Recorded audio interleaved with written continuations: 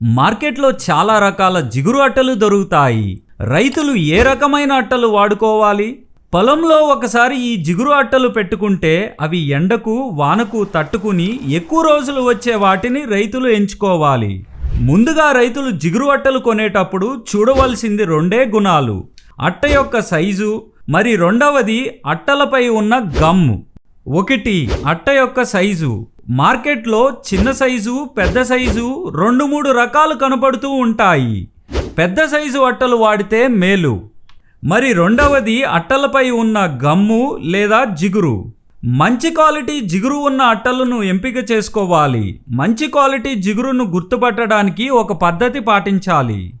మీరు కొన్న జిగురు అట్టలలో ఒకటి తీసుకుని ఒక బకెట్ నీళ్ళలోకి ముంచి కాసేపు ఆగిన తర్వాత బయటికి తీసిన జిగురు ఏమాత్రం తగ్గకుండా అలాగే ఉండే అట్టలు నాణ్యమైనవి.